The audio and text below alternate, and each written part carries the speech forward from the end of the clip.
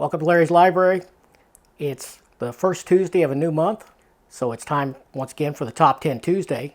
And this time, what I'm doing is my top 10 favorite reads of 2023 so far. And I'm just going to give you my top 10 of my favorite reads. And I'm not necessarily saying these were the best books of the year, and many of them didn't even come out this year. They came out in previous years, but I read it this year, so that's what we're going with. Okay, and I'm going to do these in order, and this is a shifting thing, so this could change if you ask me tomorrow. But as of right now, this is what I'm going with. At number 10, it's Godzilla, The Half-Century War. Now, this is by James Stokoe.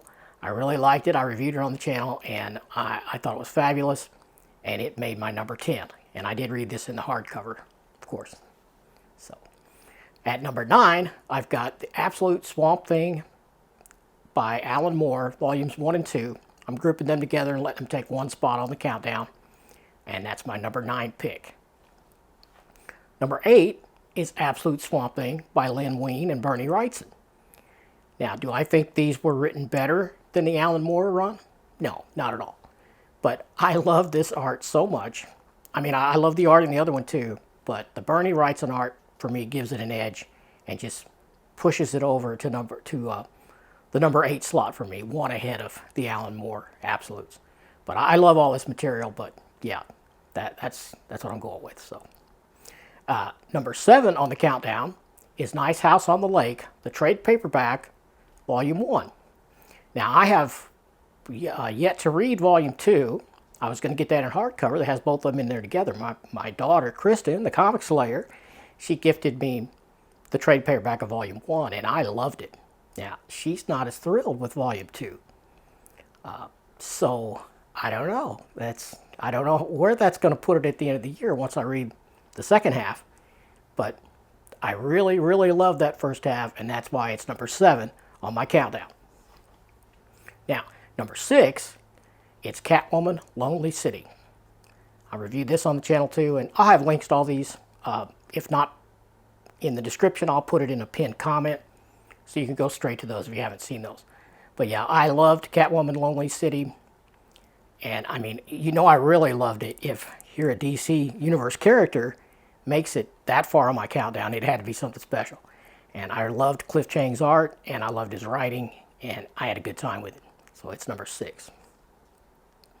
Now, number 5, halfway up the list here, is Twilight Man, Rod Serling, and the Birth of Television. I mean, yeah, of course I reviewed that on the channel, and I adored this book. I had so much fun with it, brought back so many great memories, and yeah, it's a good time.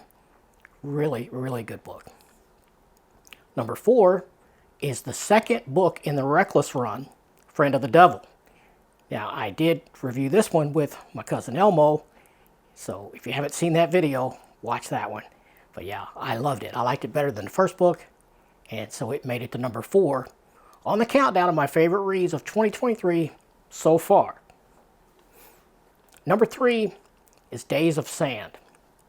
Now, this one I reviewed with OmniDog over on his book club show that we do once a month. And yeah, it really blew me away. Very, very profound story, an important story even, about a real historical event that changed people's lives forever. So if you haven't read Days of Sand, you need to read that. Number 2 in my countdown is Sarah by Garth Ennis, with fabulous art by Steve Epting. This one is powerful and it's great. It's about something I didn't even know about. I didn't even know was a thing. Yeah, this one is about female Russian snipers during the Nazi invasion of Russia. So yeah, this was unexpected. Something like I said, I knew virtually nothing about, but Garth Ennis really brought it to life, and it is based on true events as well. So yeah, it's a great one. But my number 1 favorite read of 2023 so far is not even a comic book, and that is Lord of the Rings, Book 3, Return of the King.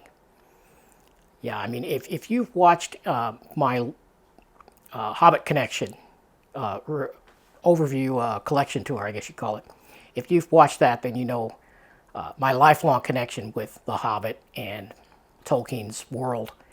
But I had never actually completed reading Lord of the Rings. And this year, I finally rectified that, and I finished all 3 books. I had read The Hobbit multiple times, but I had not ever finished reading Lord of the Rings. I know, it's crazy, right? But I finally did, and man, I tell you, it blew me away. It is so great, and if you've only seen the movies and you haven't read the book, you really need to if you love that world, because there's so much stuff that happens after that was not included in the film version. As great as it was, they didn't show the aftermath of what happened to the Shire while Sam and Frodo were gone. And yeah, it's really something. And I gotta say, I have to admit, it had me crying. It had me crying like a baby several times toward the back half of this book. Yeah, but in a good way. And yeah, I really loved it. I don't know why it took me so long to get back to this, but I'm glad I finally did, and I have a feeling I'm going to be rereading that every couple of years now. But yeah, that is my number 1 favorite reads of 2023 so far. So I will have a follow-up video at the end of the year. Actually, I'll probably do it in 2024 early, because I like to let the entire year complete, and then I do that in the first month of 2024 is the plan. So if you like that, please give me a thumbs up and subscribe if you haven't already, and I'll see you next time.